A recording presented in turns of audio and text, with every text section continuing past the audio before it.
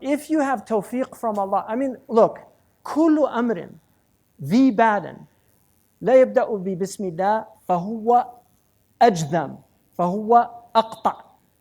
Everything that doesn't begin with the name of Allah and then in the name of Allah, everything, كل أمر ذي بال, every matter that is important or momentous that is not consummated with Bismillah, it is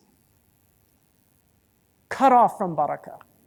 And so that means all of this knowledge that these shayateen have developed there's no barakah in it.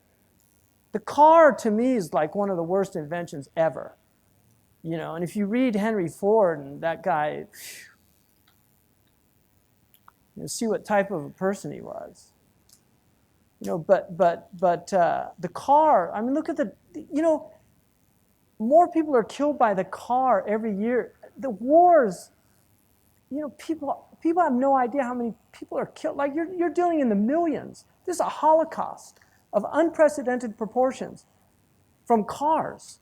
Not to mention all of the pollution that comes from cars, all of the animals that have been killed by cars. I was once arguing with a this was in my younger days when I used to argue a lot. But I was arguing with this Arab taxi driver about how evil cars were. I was probably 22 or 3. We were in the Emirates. I remember this very well. And I was saying, Wallahi hadi sayyara min shaitan.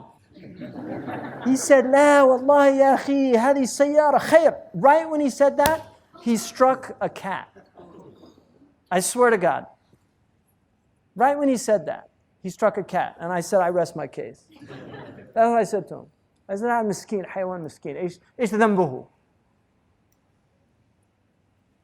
Asphalt. Think of how many people have died because of asphalt. Children, all those children on the playgrounds, they used to have dirt. They'll fall on dirt, they don't die. Might get hurt a little bit, bruised. Now, asphalt, finally, there's in rich places in America, they're making it like earth, it's plastic because some company like DuPont, right, poisoning the planet, worked out that, oh yeah, hey, we could sell them, petroleum byproduct that their kids, when they fall off the monkey bars, they won't break their necks on the asphalt. I mean, when I first got my driver's license, they used to have they had a film you had to watch called Red Asphalt. It was about all this gory, what happens when you drive around. So, I'm totally against cars. If I could give up a car, I would. I really would. I hate cars. I hate planes. Planes, another evil invention, kills millions of people. Untold numbers of people have died from planes. Bombs, aerial bombing. And if you study who invented the rocket fuel, right? Like, Werner von Braun, the German Nazi that they brought, Operation Paperclip, brought him into the United States with all those other Nazis. They brought the brilliant Nazis to the United States, and then they sent all the torturers to Egypt and Syria. The Nazi torturers taught all the Syrians how to torture people. That's why they're so good at it in Syria, because they learned from the masters. That's all history. I'm not making that up. You can look at that. They were in Egypt. All those Nazis were living in Egypt, right? Who got them out? They knew where they were.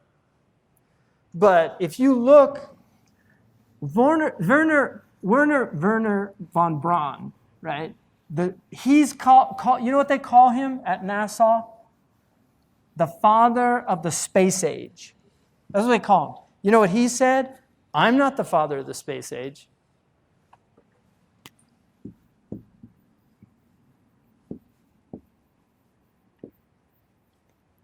That's the real father of the space age. Okay, now this guy, who was at Cal Poly Tech, right? This guy, Jack Parsons, was openly a devil worshiper. He developed the fuel that enabled us to penetrate the stratosphere. Satellites could not have come about without this guy. In his diary that he himself wrote, he had a dream. This is 1948. He had a dream where he saw somebody that he calls Belial Dajjal. And he tells him, you are helping me. Okay, I'm not making this up. You think I'm making this up? Wallahi, I'm not making this up. You go look it up yourself. Okay, so where's all this stuff coming from? Seriously, where's it all coming from? We're in the age of the Dajjal, you know. It's just Allahu Alam, when and where and what, but this is it, people. As far as I'm concerned, it's end game. Huh? That's why Allahu Akbar, water and prayer and Qibla, can't take that away from us. So just keep doing, you know. I mean, Khabbab wanted to ask for death, you know. And he was with the Prophet ﷺ.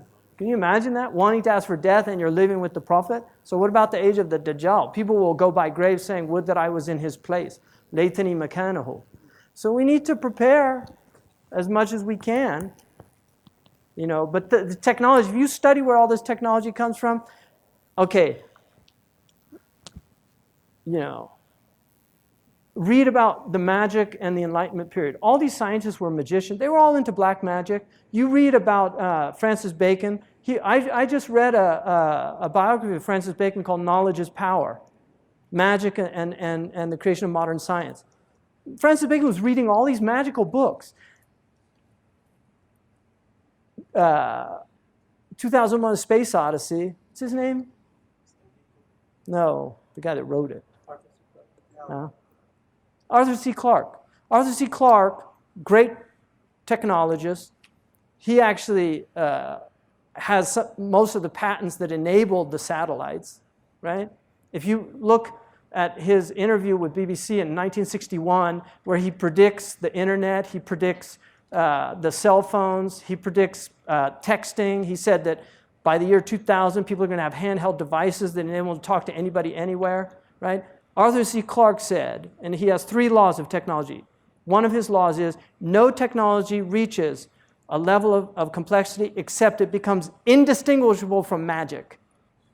So, you know, I don't know. I'm not a big fan. I'm not a Luddite, right? I'm using a microphone right now. I'm not a Luddite. But this whole worshipful attitude towards technology, to me, is really stupid. And if you want to read an interesting book, it's called Giving Up the Gun, which is about the fact that the Japanese chose consciously to ban the gun. And they did it because of the samurai lobby. Because the samurais thought it was disgusting that a man could spend 30 years becoming a master swordsman and some idiot could pick up a gun and just kill him. They just thought it was just so unaesthetic. And so they outlawed the gun, even though the Japanese were making the best guns in the 16th century on the entire planet. They had solved the problem of the water because they used to go out when it was wet or damp and the powder got damp. They actually had waterproof powder kegs in their guns in the 16th century. And we know Japanese technology. I mean, it just took them a little while to get used to the cars, and now they're making better cars than any of the American cars. I mean, the Japanese have itqan when they do things, but they outlawed the gun. This whole idea that because it exists, oh, why do we do it? Because. You know, it's like these people say, why did we climb Mount McKinley? You know, or what's the K2? Is that what's K2? What's the tallest mountain in the world? Everest. Why do we climb Mount Everest? Because it's there. I mean, what a stupid thing to say. That is so dumb to me. It's like these Sherpas down at the bottom. The only reason they'd ever climb that is because you're paying them. They've been at the bottom of that mountain for centuries. They never thought about climbing. It's like, I'm not going up there. You know, and what do they get up there? You know, they get up there and they can't breathe. First indication you're probably not supposed to be there. But they literally get blown off the mountain by wind. You know how many people have died? That British lady who left her kids in England to go climb Mount Everest. She got blown off. She orphaned her children. SubhanAllah. Well, because, we should do it just because we can. Just do it. These are demonic slogans of this age. Just do it. You know, no limits. I mean, who made that one up? No limits? What do you mean? All you are is limits. You're limited in your space. You're limited in the decibels that you can produce. You're limited in your breathing. You're limited in your intellect. Everything's limits. No limits?